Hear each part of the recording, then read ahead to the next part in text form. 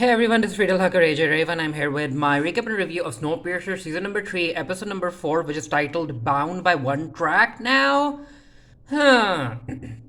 I have to say that it was an okay episode. It was enjoyable, but when it came to my own personal preferences, I am not a fan of seeing characters basically having fake conversations with hallucinations of other characters. Yeah, I'm not a fan of that. Snowpiercer ended up doing this in the previous season when Melanie was all around alone and she was waiting for Snowpiercer to pick her up and she was having these conversations with Joseph on her own.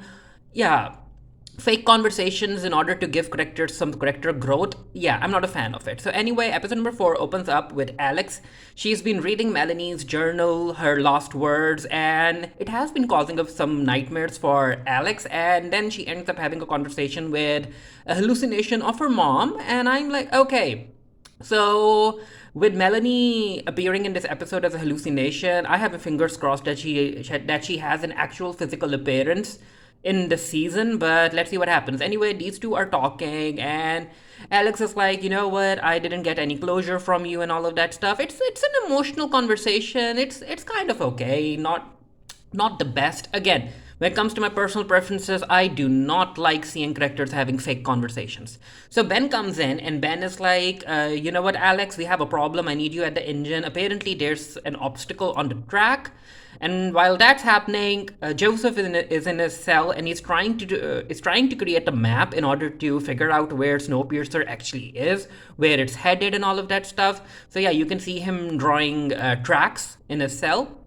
So it turns out that there's basically, yeah, the obstacle is basically like these three cars that Joseph left behind when he was controlling Big Alice. That was basically Joseph's cow. And yeah, Alice is like, okay, so I guess our past finally caught up to us, huh? Which makes sense because Big Alice and Snowpiercer have they have been revolving around the Earth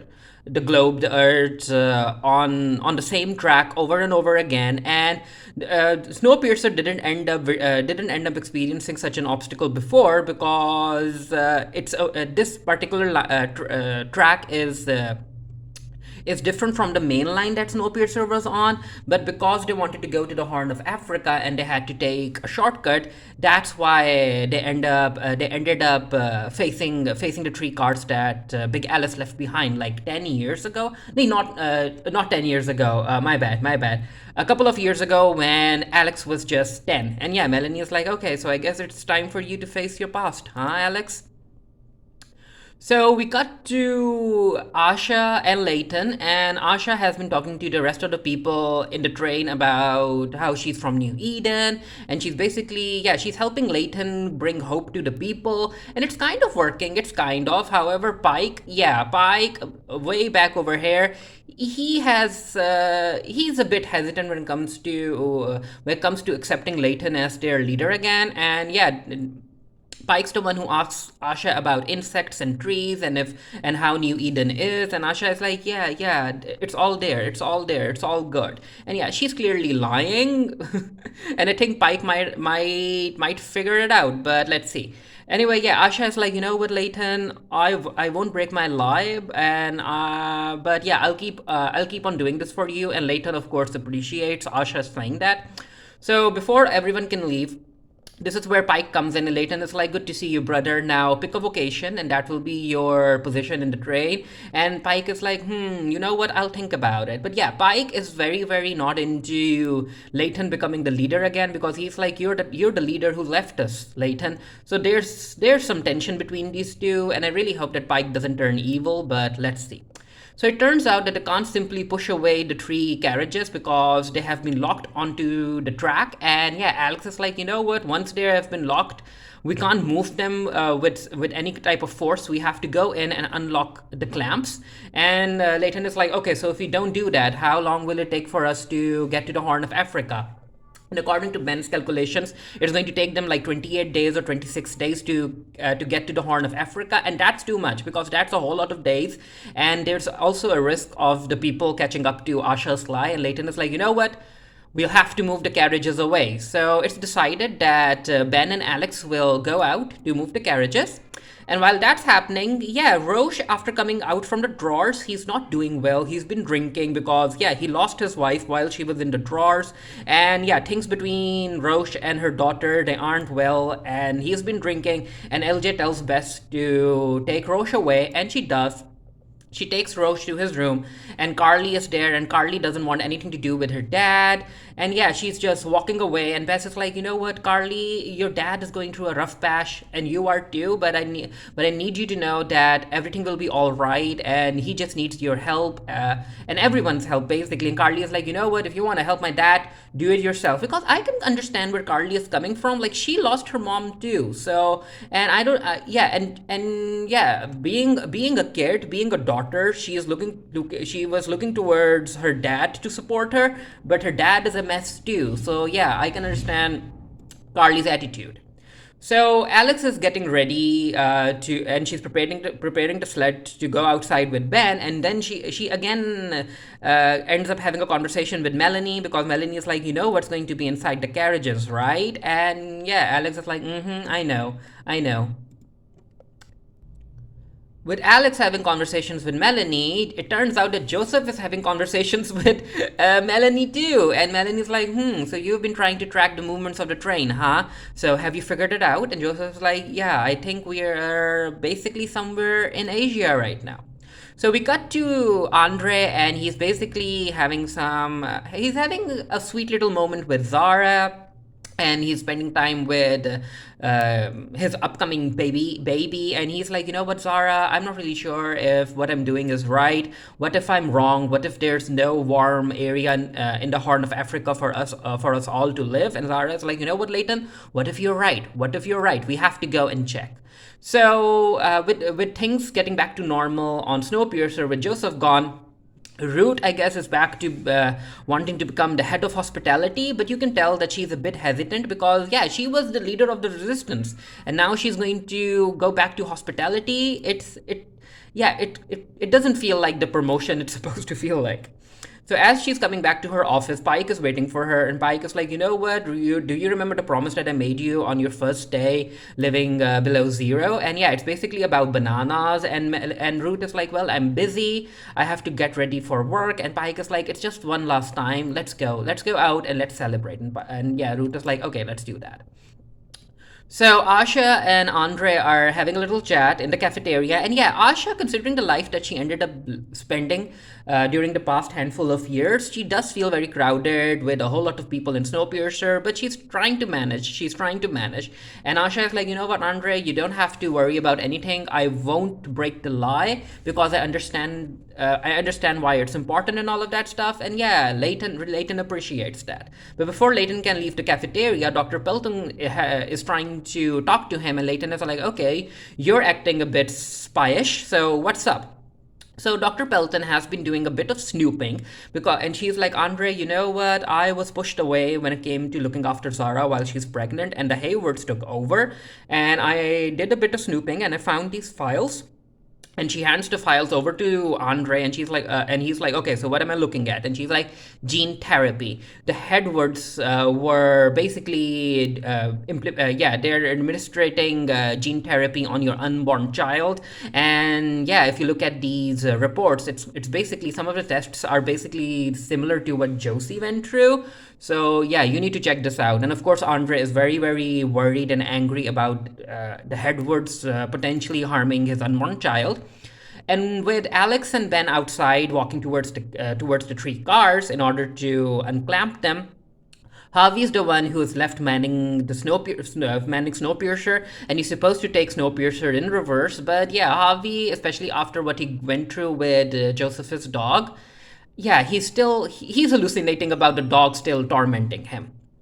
So they walk into three cars, and this is where Alex ends up telling Ben about what really happened and why these three cars were left by Joseph in order to allow the rest of the passengers to survive.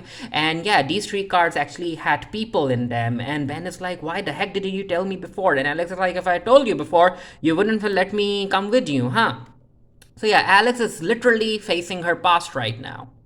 And we get a little flashback about how Alex was sleeping, and Joseph came in and he took her away, and Alex had to leave her best friend Silo back. And Shiloh, yeah, it was Shiloh, yeah. Shiloh back, and it was just bad. It was just bad.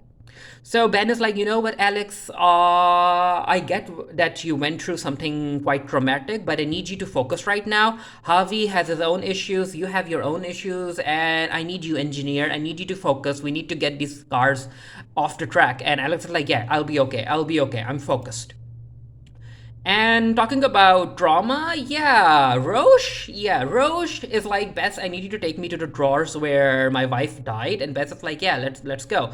And while he's there, Roche is like, Bess, can you leave me alone for a bit? And Bess agrees to do that, and she walks out of the room. And while she's out, Roche decides to steal a syringe and a bag of chemicals from the place. And I'm like, okay, so is Roche going to inject himself with the chemical again in order to go to sleep and basically be try and be closer to his wife? But no, what happened? Yeah, it took what he actually did took me by surprise. So Asha is at this party in the night car, and she's drinking. LJ is pouring her alcohol, and yeah, even Bess is like, LJ, I don't need you to. I didn't need you getting her drunk, okay? Just back off a bit. But yeah, Asha again, she's feeling very very crowded, and I guess she's kind of having a panic attack. So she walks into the therapy room, and she's trying to breathe. And Bess walks in, and Bess is like, Asha, are you okay? And Asha is like, yeah, I'm okay. You don't have to worry about me breaking the lie and telling the truth to the rest of the people, because again, I understand the type of hope that it gives them. I'm just thinking about the fact that, considering my past, I'm not really sure if I was worth saving. And Bess is like, don't say that, Asha. Again, I'm not really sure what Asha did. Her people were attacked by marauders, so I guess she ended up killing a whole lot of people in order to protect her own people. Who knows? Or maybe she was one of the marauders. We do not know. So this is where Alex goes into one of the cars in order to see Shiloh's dead body. She's trying to get closure for leaving her best friend behind like that. And I think this episode ended up giving her some type of closure. So yeah, she lost her grandparents, she lost her best friend, she lost her mom.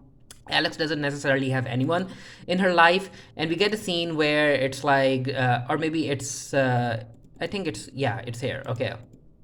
So coming back, with the train reversing, this is where Joseph is like, I think I know where the train is, and he remembers that it's on the same track where he left the three cars from Big Alice, and he's like, you know what? It does feel like Harvey's the one who's working the engine, so that means that Alex and Ben are out there, and this is where we get to see a bit of guilt from Joseph. He's like, you know what? I'm sorry. I'm sorry that Alex had to go through this, that she's on the same car where her best friend died. And yeah, it's a bit of guilt from Joseph, which I guess goes into making him feel a bit human, but he's still bad. He's still an evil person. So we get a flashback showing a young Alex spending time with a young Shiloh, and they used to listen to various sounds, the birds, the ocean, in order to remember what it was like before the freeze. So yeah, these two were close, and yeah, Alex was forced to leave Shiloh back because I forgot to mention it, but Alex was like, you know what, Ben?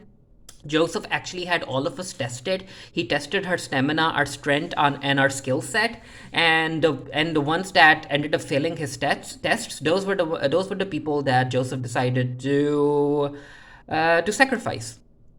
So Andre decides to talk to Mrs. Hedward, and he's like, "Okay, so you guys were experimenting on my unborn child, huh?" And yeah, Mrs. Hedward is like, "Yeah. Joseph ended up forcing us to do this.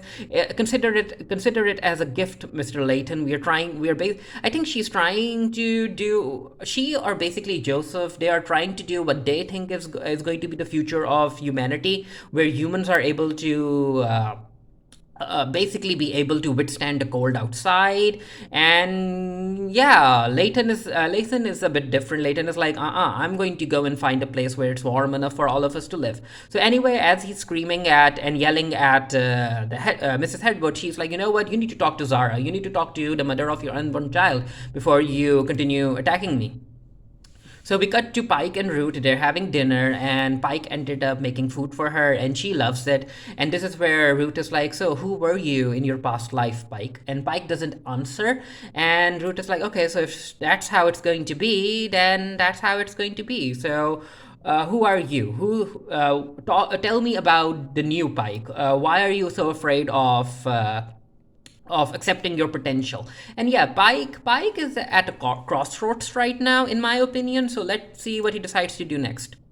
So it turns out that even detonating the clamps didn't work. They aren't unclamp they aren't letting go of the track. And Alex is like, okay, so we need to figure something out. We need to figure something out. We need to figure out what's happening. And Leighton decides to talk to Zara about letting the Hedwoods and Joseph experiment on her baby. And Zara is like, you know what? I did what I had to do in order to protect my child and myself. You weren't here, Andre, so you don't get to judge me. And the fact that you're still so angry at Leighton, that's something that you have to work on your own. So we get to see Pike taking Root to one of his rooms in the market, and yeah, this is where Pike basically tells Root that, you know what, Root, I'm not really sure that you should go back to hospitality. I think you're the one who should be leading Snowpiercer. And Root is like, don't say that, Pike. Don't say stuff like that. And then they end up being intimate with each other.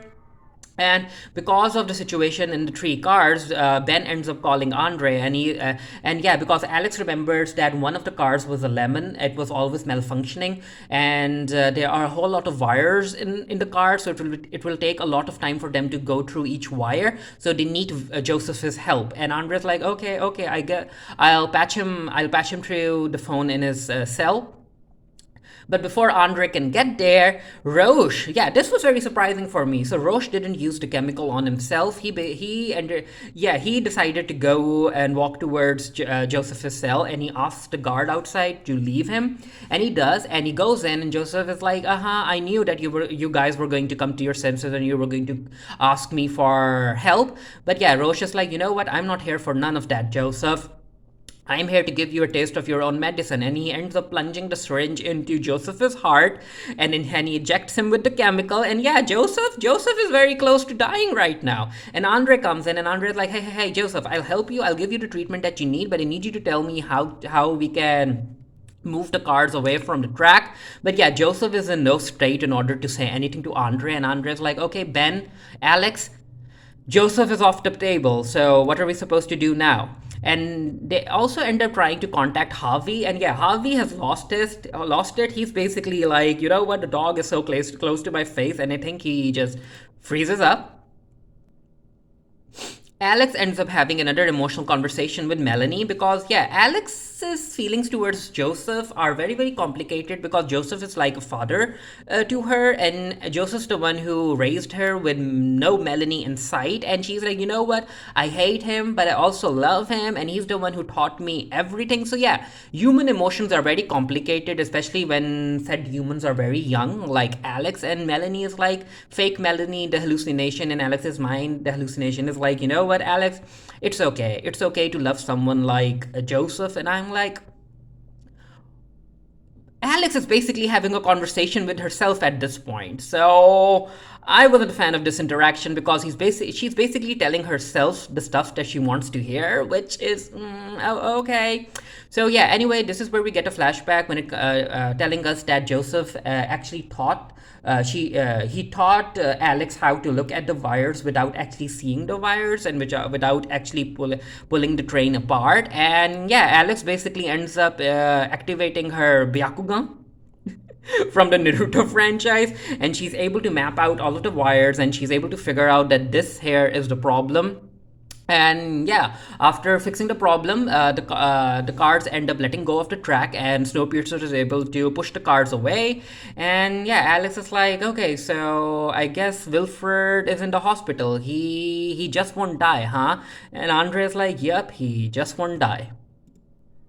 So we cut to Root, and Root is like, okay, Mr. Pike, see you later. And Pike is like, yeah, see you, Ruth. And again, I'm looking forward to seeing what Pike decides to do with his life. And Andre, I guess he's cooled down a bit, and he goes to Zara, which is basically an apology as far as he's concerned, because I think he understands what Zara needed to do in order to protect herself and the child. And the episode ends with Alex going to see Joseph in the hospital bed, and Melanie's hallucination is there as well. And Alex is like, oh, when you put everything in perspective, he's not very strong, huh? And yeah, this is where the episode ends. I will be doing a written reviews for the Geek Theory. The link to that review will be down in the comment section below as soon as the review is published. But yeah, as I've said before, it was an enjoyable episode. It wasn't a bad episode, but it's just that when it comes to my personal opinions and what I like to see, like fake conversations with hallucinations, that's not it. I'm not into it. But yeah, let me know what you thought of the episode down in the comment section below. And until next time, stay happy, stay safe, stay blessed. See you guys later. Bye.